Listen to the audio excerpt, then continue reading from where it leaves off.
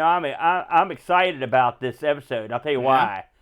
Because what you got here is, I don't want to overbill it. Okay. But this could be the single greatest shoot 'em up I've ever played. I don't mean on a CoCo. I don't mean just at a home it was system. Good, No. I mean it better than the arcade game. No. Better than anything in any arcade game in any. Wait. What shirt are you wearing there? It's just about put out of the closet, man. It's no big deal. What? Your name's on the back of the box. What? No, well, we better go and get the show. What?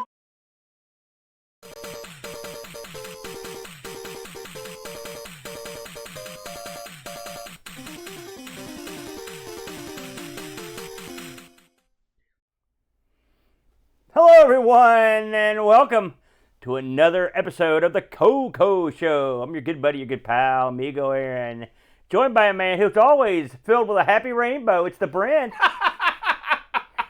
My rainbow is shades of gray. Yeah, listen to me. Listen, today it's a happy day. It is a happy day. Here on the CoCo Show, because it's a sunny Sunday afternoon, and we're here in the arcade, and we're going to be playing a great game, potentially, called GunStar. I'm looking forward to it, the Brent. But before we get to the game, normally we don't talk about current news or anything on the CoCo Show, but I'm going to talk about just a quick little snippet here. Okay. That I found. We had a couple things. We're coming hot. This is the day after the International Computer Club's 11th gathering. It went down last night. 6 tight hours of action, and I mean 6 full hours of action. And I mean, we had all sorts of various presentations. We had people talking about various game conventions and computer club meetings, various bits of hardware for the C64 and other things. But one of the big announcements last night was the author of this particular game, GunStar, Nick Marentes, demonstrated live video of his newest game, which is coming out for the CoCo 3. And this is a pinball game. Yeah. It's in the same ballpark as something like a Pinball Dreams, because it's a full screen scrolling pinball game. As far as I know, it's the first game of its kind on the color computer. What do you think about the concept of having that sort of game on the CoCo, Brent? I wonder if it's a step too far. Really? I mean, don't get me wrong. I've seen what he can do with games like GunStar, but I think a smooth scrolling pinball machine on the CoCo, that's a tall feat. That's a big ask. Well, if anyone can pull it off, it's Nick. I mean, we've covered a bunch of his games in the show. He's still out there working, and he's put together some really fun games that we've tried over the years. I did get a look at this because I don't know, we may have been, maybe the CoCo Nation aside, but we're one of the first people to actually see the game in progress. He told me he's still got a ways to go on it, but he showed the meeting last night. He showed everybody in the club, and you've got it's sort of based on an electromechanical type pinball machine with reels for scoring at the bottom. The ball shoots out from between the flippers, and you've got a portion of the game that if you knock down enough items on the screen, that a light starts spinning around, and the light is basically a magnet, and when the ball hits it, it will shoot off in different ways, sort of like Whirlwind or Twister did with a regular pinball machine. But the scrolling on this thing was real good. I think he's got something going here. He didn't have any of the playfield graphics really laid down, so it's sort of bare bones. But it's definitely something to look forward to. It's going to require a CoCo 3 with 512K, which is the same thing that GunStar does. So I definitely wanted to mention it. But I mean, me and you are both pinball people, as I sit here and look at 4 of our pinball machines. If you were going to put a game like this together, is there a toy or a gimmick that you think you could put in there that would work on a CoCo 3? Oh man, I don't know anything about the programming of the CoCo 3. But you know what would be kind of cool? What? If you could hit a switch or something and invert the colors like the CoCo can do. That would be bizarre. I've never thought about that. I can see, some lanes being put in. I like the light show, so maybe I get some additional lights in the playfield. But I really did like what we had on offer. I thought it was very interesting. We talked to Jason Warren's from RetroRewind.ca last night. This is something that you're definitely going to want to keep your eyes and ears out for. In fact, I'm not sure this is always supposed to be announced, but the cat's out of the bag now. We're not sure if this was supposed to be announced, so let's announce it again. Well, here's the way it went down. We had Frank from Retro Rewind on the show, but he had to leave early. He couldn't stay for the full 6 hours because he had Metallica tickets. But he did leave Jason there, and Jason works for Retro Rewind. So without even asking him or consulting him, I just put him on the spot. And I said, "Listen, what's coming out?" And he was like, he beat around the bush for a while, and finally, as we were getting ready to finish up, and he goes, "Oh, by the way, the CoCo SDC 2's coming out." We were all like, "Whoa!" And I could see L. Curtis Boyle going like, "Eh." I'm not sure we were supposed to mention that, but it's cat's out of the bag now.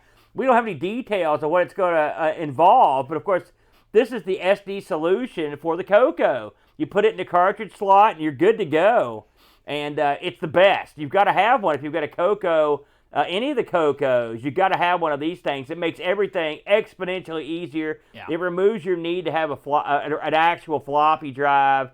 Gives you a bunch of benefits that you normally wouldn't get. I'm kind of I'm left questioning what a remake of this could improve upon. It will be interesting to find out. I believe there's only 2 people in the whole world, I think, that actually distribute this. The original originator of the SDC, and then Frank. That's it. So if you're interested in that sort of thing, keep your eye peeled, and we'll mention it when it comes out. Curtis also mentions a few other games coming out, including a beat-em-up, Brent.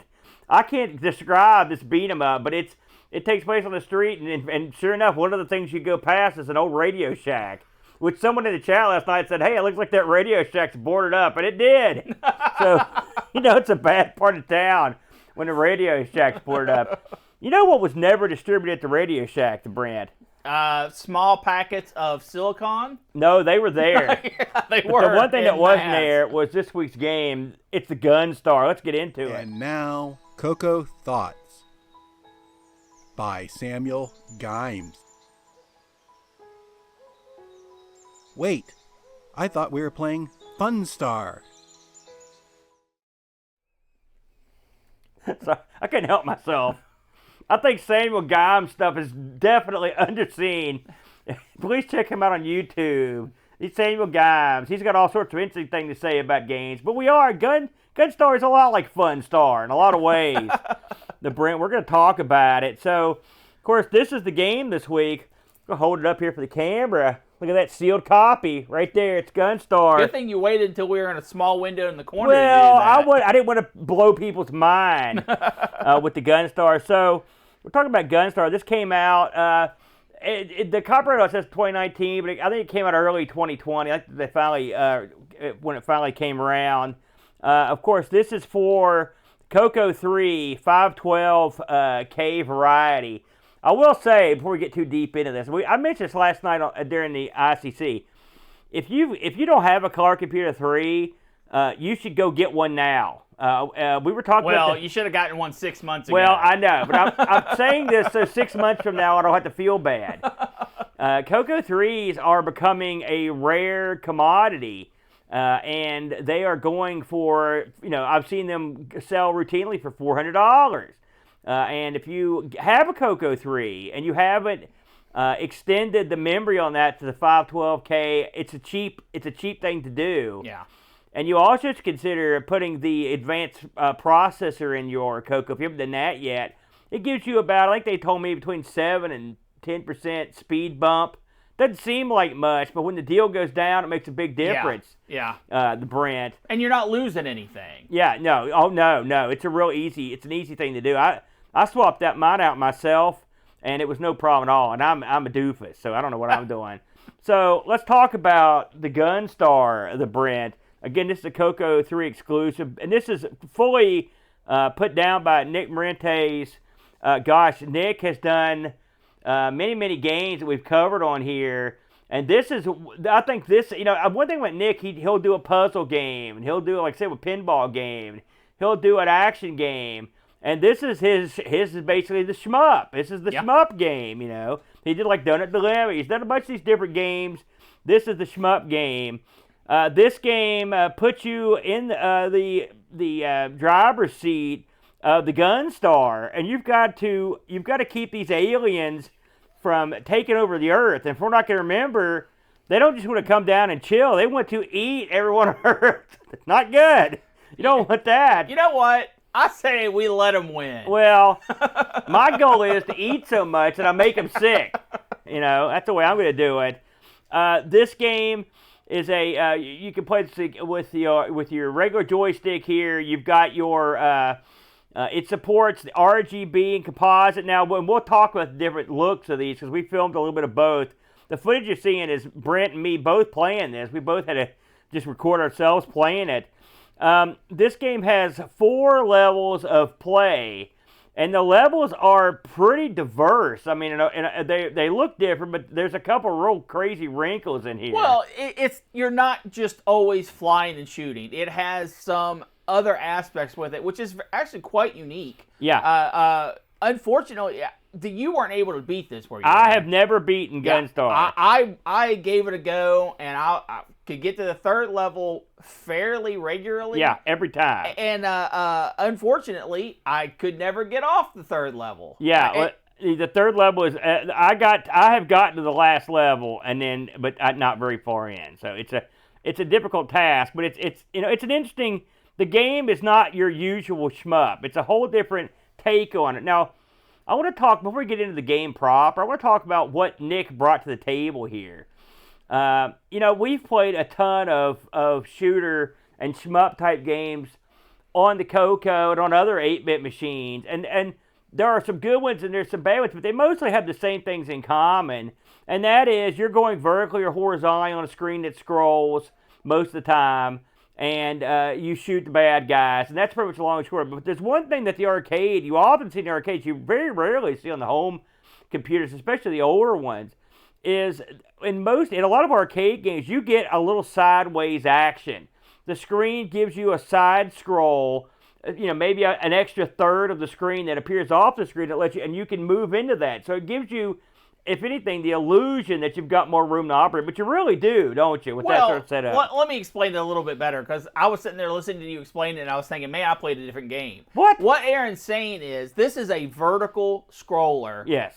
That will allow you to scroll the screen about 1/3 in either direction of your main center to the left and right. And what that allows you to do is get more real estate, and without having to shrink everything down. It's very welcome on this game. It really, you use that extra space. It doesn't go to waste. So this comes up, you load this up, and it comes up with a loading screen, and then it loads in. As far as I can tell, that's all the loading is at the very beginning of the game. At least I haven't seen it anymore. Because it takes a second. It takes 20 seconds or 30 seconds for it to fully load in. Yeah, once. Yeah. And then but once it loads up, that's it. It comes up with a nice opening screen, and then you're given the choice between Hero and Wimp. We'll explain what the differences are when we get to it. When had you ever tried this before this week, or had ever seen this one? I think I had played the first level. I think I played it at one of the boat fests. Yeah. But no, this is the first week I sat down and said, okay, I'm going to play this game. When this thing first comes on and you're playing, what were your initial thoughts? Well, first of all, it's got an incredible title screen. Yeah, it looks really nice. It looks way deeper than what you'd expect for the CoCo. When you actually start the game proper, first of all, you're like, wow, these graphics far surpass what I expected. The scrolling far surpassed what I expected. And the enemy AI, which they're just locked in patterns. Each one of them has their own little thing that they kind of do. They don't come down in waves. You only have, I think at most 3 on the screen at the same time, 3 or 4 at the same time. Yeah, mostly you'll get those groupings go after the second level. That's when they really come after you. But it's enough. It's enough because the bad guys will shoot, but they won't just shoot and then fly off the screen. They actually kind of chase you down in their preconceived kind of way. Yeah. I know when I first saw this, and I was lucky enough to get a look at this before it was available to everybody else, and I sat down and played this, and I couldn't believe it. Yeah. I mean, I could not believe this was a CoCo that was playing this game. The smoothness of the scrolling and the side-to-side scrolling you can't give it enough credit. Yeah, it's really good. It's a smooth, and I'll tell you, it was funny because me and Brent before the show were talking about the pinball game Nick's working on, and it has full screen scrolling too. And Brent said something I hadn't thought of. He was basically like, well, he did that GunStar, so that shouldn't be a big deal. Well, I was like, you're sort of right. And even though I said, I think getting a pinball screen, the thing with the GunStar scrolling is it is a nice, even paced, right? You're not racing up and down the screen at amazing speeds. Your left or right, you control by the speed of your ship, and it does whip left and right pretty well, pretty fast. Yeah. So I wonder if that's going to be able to translate into the pinball. But the scrolling on this is magnificent. Yeah, I think it's gonna fit quite nicely. It is funny that I would see the pinball game right before we covered this because once you mentioned it to me, it clicked in my head. So this game is split into 4 levels when you play it. Level 1 is called Exodus.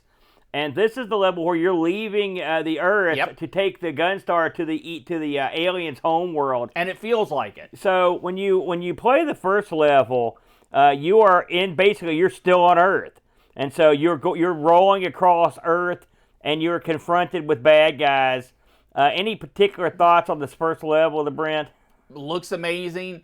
It even without being told that's what I'm doing. I know that's what I'm doing because it feels like that. Yeah, you're going over city streets and buildings, and you're going across roads and whatnot. It just looks like you're driving over a city. It sort of reminded me that me and Bo played a game on the Intellivision. It was a racing game. The game was impossible to control, but you took your race car through like neighborhoods that had pools and stuff. That's sort of what this reminded me of. You can see the tops of people's buildings and air conditioning. I like the view. Before you get too far in, talk about the controls on this. They're solid. Yeah, but I mean, explain what they are. You have obviously your up, down, left, right. Yeah. And then you have a fire button that you can have 3 bullets on the screen at the same time without a power-up. If you hold the fire button, you will set off your bomb. And you have a meter that fills up when you collect different things, different power-ups in the game that can refill that meter. You've got probably 3 uses for the screen wipe without having to get a power-up, so it's very fair. But yeah, it's a hold the button for maybe 2 seconds, and then it will blink the screen and kill all the enemies on it. Yep, it will not kill the bullets, though. There's a lot of pickups in this, but it's not like a ton, but they're useful. So there are 4 different enemies, regular enemies, that you'll see throughout the game.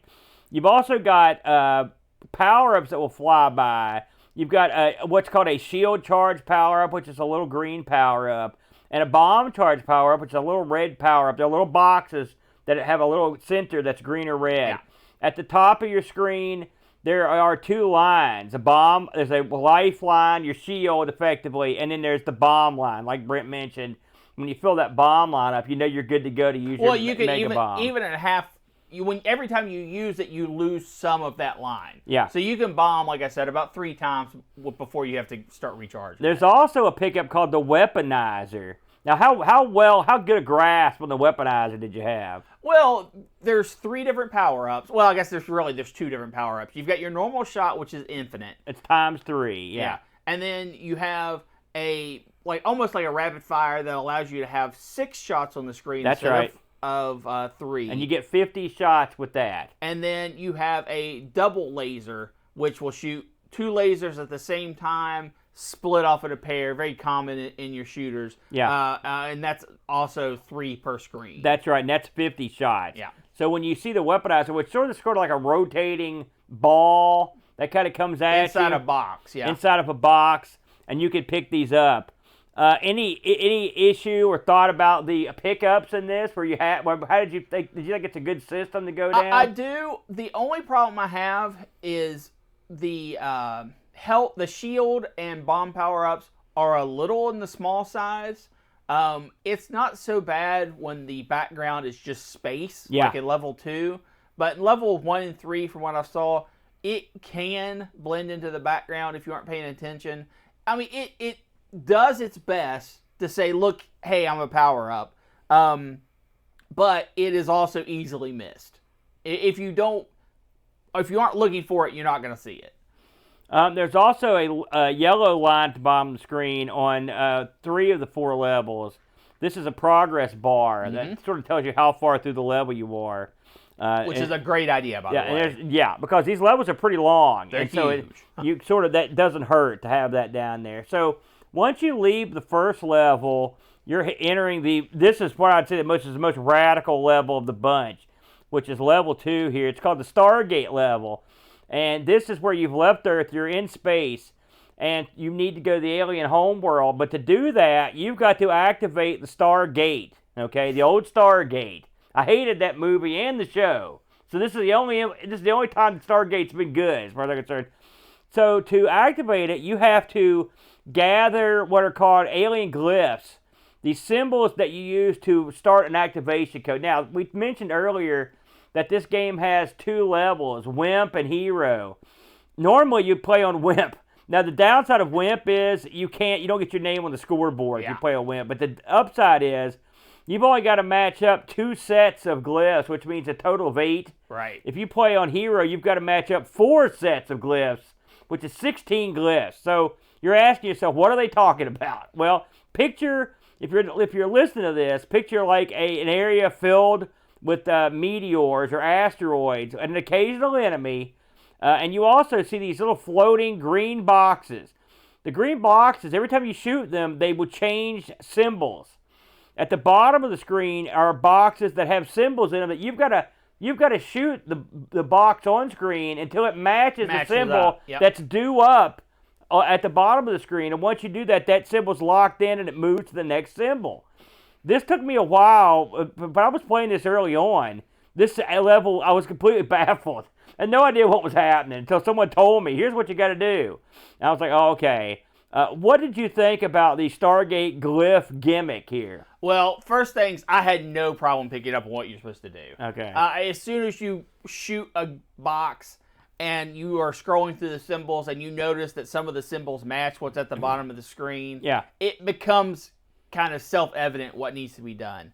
I really, this is by far my favorite aspect of the game. I think it's very clever. Yeah. My issue is, I think at max you should have to fill it out 3 times, thus picking up 12 glyphs on Hero, and probably only once on Wimp. This is going to be a level that can get tedious, which is unfortunate because the concept is so awesome. But having to do it 4 times, collecting 16 total glyphs, it does get old at the end. It's a challenge. I would tend to agree with you. I think 8 or I think 16 of these is 8 too many. I would have done it. I would have had 1 set of 4 and 2 sets of 4 if it was me. Because but now I will say this: you will get better, and you will be better at getting the glyphs, because the glyphs appear in an order. It's the same order every time, and you will memorize this order. Yeah. And there are a ton of glyphs that you have to shoot through. And the funny thing is, the thing you're shooting, it will sort of match your speed for a little while, but eventually it just goes away. Yeah. And it's going to float down the screen. It's going to float through whatever's in front of it. So sometimes when you get ready to pick it up, it's in a meteor. So you've got to make a choice. When you fly into a meteor, your shield starts draining in a hurry. So you've got to make the choice. Do I want this thing that bad, or am I just going to wait for the next one? Because they keep coming, so you can wait for the next one, but then you have to go. It's another round through that area. You're still fighting off the bad guys that come down the screen. Right. My biggest problem with this level, and it's because it takes so long to get through it, there isn't enough challenge based on the time that you're spent doing stuff. Picking up the glyphs, putting them in the right symbols, is the challenge of the board. The rest of it is just, can you control the tedium enough to not go flying into the asteroids to pick up a glyph that's the right symbol. Still, I love the concept. I just wish it was, you know what I think would have been perfect? 3 sets of 3. I Three could see sets that. of 3. 9 pickups, I think that would have been perfect. I would be okay with that. I will say one of the things I like on this level is, I like the concept too. It's because I've never seen this before. Yeah. Now, I'm sure it's not the first time something like this has been, but I ain't never seen it. And I've played a lot of games. One of the things I like with this level, it also has the side scroll that the other levels have, but the asteroids, it looks nice when you move. I mean, the asteroids sort of match your scroll, and it's cool. I mean, you get this sort of illusion almost like you're almost free roaming. I really like that aspect of it. That makes it a lot more fun. I remember, I believe I read that in the newest version of this game, because they revamped it, and I guess Nick keeps updating this stuff occasionally, but in the newest version, I believe that I read that this has a time limit, that if you haven't gotten all the glyphs, I think it's like about 16 minutes, something like that, the bad guys just stop coming, and at that point you can just concentrate on getting the glyphs. Which that's. But you never want to be in a single level for 16 minutes on a shooter. No, you don't. You don't want to be doing that, because that would be bad. Now, this level also has something that is quite amusing, if anything, and that is the end boss. So once you get all the glyphs you need, depending on what level of gameplay you picked, you will be confronted with the gatekeeper, a huge NPC ship. What'd you think about this guy when he honed into view, the Brent? I wish this guy was a little harder. Well, he doesn't do anything but I like the size of the ship's great. You can even see the guy driving it. You can see his silhouette there. Well, I don't know. I don't think that's what you're That's seeing what I think here. he is. He's sitting in a little dome. I think you're peering through the portal. No, I think that to me, that's in my mind, you're looking at the guy driving the ship. That makes it better. That doesn't make any sense. But it's a fun little treat for the end of the level. Yeah. You've got all your glyphs. This is what you basically just have to shoot him down so that you can fly through the gate. I think it makes a perfect end boss. He doesn't shoot back. Of course, it's just a gate. Why would it shoot back? But it bounces around the screen, which makes it a little bit harder to shoot. I think it has a fair amount of health. Real fun. I think it's fun shooting him down. I like the fact that there's an end boss. I'm going to see how and here it says here, you're confronted by the gatekeeper guarding the Stargate. So I'm right. There's a little guy driving the ship. Nah, that's not. That might be what the artist intended, but that's not how I view it. You shoot the center of this guy. By the way, when he hones into view, you see his life bar appearing on the screen too, which is nice. That was a nice touch. Yes. Once you get past this huge alien ship, you hit the Stargate. This reminded me of the Time Pilot knockoff we played a year or so ago. The stars sort of do this kind of a streaking effect. The warpy thing. What did you think of that? It was nice. Yeah, I liked that. And then that means you've hit the Stargate and you're moving on to level 3. Now, level 3 is called the Battle Zone. Okay, this is where you've actually gotten to the alien world, and now you're trying to get to the final area to take it out. The Battle Zone is also what I call the Death Zone, because this level is really tough. I think I've made it to the 4th level, but I'm not 100% sure, and I'll explain why in a minute. What did you think about the Battle Zone? This is definitely more like level 1. It has different. It's harder, a lot harder. But it's the same concept. You're just bombarded with enemies that you have to stay alive for. There are far less pickups. You have to really manage your health and your bombs more here. Yeah. Power-ups are far rarer to pick up. So, and the enemies are equally challenging, I believe, but they feel like there are more of them. Well, the bad guys on this level are the irritating, like get right up in your face. Yeah, they're a lot more aggressive. You can't let them get on the same, like the one thing we didn't mention is that your GunStar can move all the way up the screen or all the way back. Yeah. It's effectively got free roam of the entirety of the screen. Yeah. So, that sounds great, but the downside of it is that things can get behind you if you don't pay attention, or even if they get beside you. And these are the sorts of aliens, unlike the other aliens, they don't leave. They'll hang out and they'll come back towards you from the back. Yeah. And they're also putting out shots left to right. I want to talk about while we're here. I played this with the other color set. This has 2 color sets you can use. And I played this on the reverse color set, which if you're watching at home, that's what you're seeing now. At some levels, I think this color set made it easier for me to see the bullets. But on this one, it made it far, far harder to see the bullets, in my opinion. Did you try the other color set? I think you mentioned you tried it out. I did a little bit. I found that the other color set, I'm going to call it the wrong color set because I feel like the game definitely was designed around the first color set. If you just watched it at home, do you see where I went over that blank area right there? I don't know if that's me getting to the 4th level or it's still the 3rd level. I was never 100% sure. Because this is as far as I got. If anyone in the Buck Owens is in the chat and L. Curtis Boyle's here, you can tell me if this is the 4th level. Yeah, or not. it is because the line at the bottom is refilled. Oh yeah, your progress line. So I did get good. I feel better about myself. I think that the graphics for this, having the reverse color still be a usable thing is neat. I like what they do for the enemy bullets in this game are almost like a squiggly. They're not just, your bullets are just a straight dash, goes up the screen. Yeah. Simple as pie to follow and see. The enemy bullets are almost like a box that spins, like a 4-segment box that spins. Yeah. And it allows it to stand out, even if the colors behind it are a little obscuring. So I really like that aspect of it. Yeah. And you can see that's about as far as I usually get right there in the game. And Brent got just about. It's funny, you got eerily similar spot when you were playing earlier. I got robbed. Yeah, Brent's game.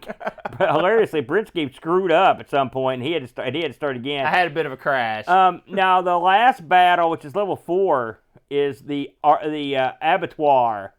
The battle continues until you reach the alien overlord himself. I've never seen the alien overlord. I'd like to see him.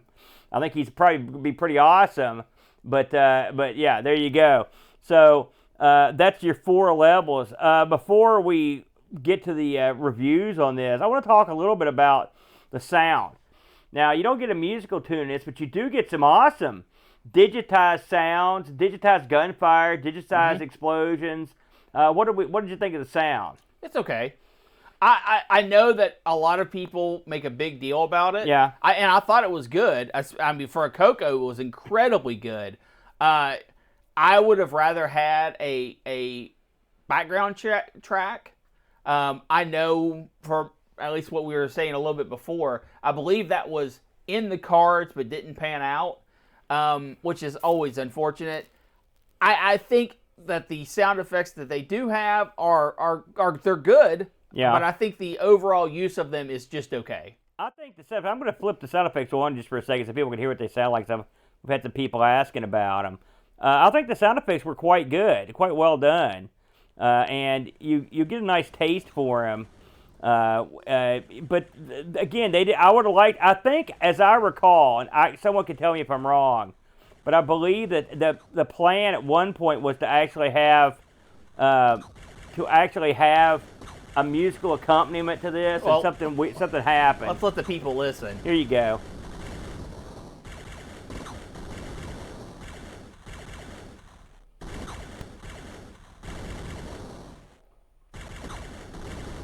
I mean, that's pretty much a long and short of most of what you're going to get from the sound. You know, in case you were wondering. But I thought it was nice. I thought he did. I think for the CoCo, it's over the top. Well, I mean, Nick does a good job. He puts a lot of digitized sound effects in his games. I think this one is right on par. Yeah. There's a little opening, almost like Morse code that when you start the game that comes up, or it almost sounds like a disc loading. Also, the beginning of every level has an incredibly loud and annoying beep. Yeah, yeah, it does. So no points for the beep. So before we get to the reviews proper, what do you think? Oh, this is top flight. Oh, you liked it? Oh, then. yeah. If you've got a CoCo that can play this and you don't have this, why? Yeah, well, enough said. I mean, seriously. Well, I didn't know where you're going to go. You never know. Yeah. And I will say, top flight. Say, full disclosure, I am wearing the GunStar shirt. I bought the GunStar shirt. I thought it was cool, and Nick was gracious enough to actually put me on the back cover here with the play testers. So the fix may have been in, but I also thought it was a great game. You notice on the back of this, my name isn't on this. Yeah. I'm on the up and up. It's a great game. Yeah. They weren't. It's a great shooter. For the CoCo, it is incredible. We've got the one and only L. Curtis Boyle has chimed in on the Discord. I want to read this tome he left because I will say Curtis is he's in the loop. Him and Nick are real good buddies. So Curtis writes, after over 20 years of bugging Nick into finally doing a game that takes advantage of the Hitachi 6309 CPU upgrade on the CoCo 3, he produced GunStar, playing on a perpetually vertical scrolling landscape that also scrolls left and right under player control. The game features multiple levels, multiple level bosses, multi-channel digital sound effects, weapon power-ups, smart bombs, puzzle elements, and is all buttery smooth and challenging. And he goes into the various levels here. Curtis writes sneak previews as he was developing it and helping with the 6309 details since it was all new to him. Things like a weaponizer in which a player can choose the weapon they want to use. And it says here Nick prefers the double shot. Curtis prefers the 6-shot. I like the double shot too, by the way. I'm with Nick on this 6 shots much better. And the whole glyph system makes it unique, more unique than other games of this genre. It's difficult but not impossible, and it says here he's beaten it multiple times. And it should be mentioned that Nick changed level 2 to make it a little easier on the revision that came out a month or two after the initial release. It's actually one of Nick's best sellers, even though it requires the CPU upgrade. Curtis finishes up by saying, I love this game. I hope he does more 6309 only games in the future. He usually does use native mode to smooth out his newer games if they detect the 6309, but this is the only one that that more fully takes advantage of the item. And you can tell. I mean, Curtis mentioned that you can get up to a 50% or more boost on some apps. I don't think you're getting that much on this one, but you're getting a goodly amount. Yeah, no, and you can tell that it's being used for that scrolling. Yeah. It's buttery smooth. Absolutely. If you're interested in picking this one up, Nick has a website, nickmarentes.com. He's got all of his games on there. Because everyone can spell that. Well, I'll also link it in the show notes. But that's a go-to stop to get any of Nick's games. And we've covered more than a few over the years. In fact, I've got boxed copies of a bunch of his games. Usually when you get his game, I'm not going to open this one, but you can see this is nice. This has a DVD in it, I think, or a CD. But you also, he'll put extra games on there because he's got his back catalog is second to none. So you normally will get more. And That's not a guarantee. I believe these are selling for, I think you can get this for $10. Oh, and that's a perfect price for this. Well, I mean, if you're one of the people that has that particular processor, yeah. And if you don't, by the way, really, it is something that you should absolutely invest in because it's gonna. There's more coming. Let's just put it that way. Lots of good stuff coming, and it'll be a lot of fun. So that was our look at GunStar. I'm pleasantly surprised, the Brent, because you never know with you, my friend, on what you like and what you don't like. So the game selection committee has spoken, and when next we meet, I've never heard of this one. I'll be honest with you. But the winner, by a country mile, it says here, is a game called Caves of the Unwashed Heathen. I didn't know you had a game. Okay, apparently, maybe I've got a credit on that one, too. Caves of the Unwashed Heathen. Well, I'll look up when the next CoCo show is. Tell the people what we're doing next week on the rotation, Brent. Next week, we are doing our makeup for ARG Presents. Yeah, we should tell them what happened there. I was out ill, and then on top of that, I had some complications in my personal life that are better but not resolved. But, that we got to keep on spinning. So we will be looking at the Pico 8 next week. Yeah. Pico 8. And we'll have our games picked out good and early this week so you can try them out. And a lot of those games you can play like right in the browser, so it's quite nice. The next show when we play Caverns of the Unwashed Heathen, a CoCo show, will be June 22nd. That's the next time the CoCo Show spins up. It's always, we talk about this every time, but I love playing CoCo games. Oh, I love it. Because it's a lot, and the Amiga is a lot like this too. Like, you're getting games that you never got in the original run, and they're top shelf fun games. Yes. I mean, listen, I'm not saying this is the all-time greatest shoot 'em up, but what I am saying is it's going to exceed your expectations for an 8-bit computer wildly. Yeah. Wildly. Yeah. If you're like me and Brent, we play everything. We're sorry. No. Wait, that too. But I mean, we play everything from a kit computer all the way up to PS2. We do everything in between. So you look, and I'm sure a lot of you are like this. You look at the elements of these different machines differently. And so when they exceed your expectations, it's so glorious. Yeah, it is. It is. It feels good. It's so nice. So we will catch you for Caverns of the Unwashed Heathen next time we meet.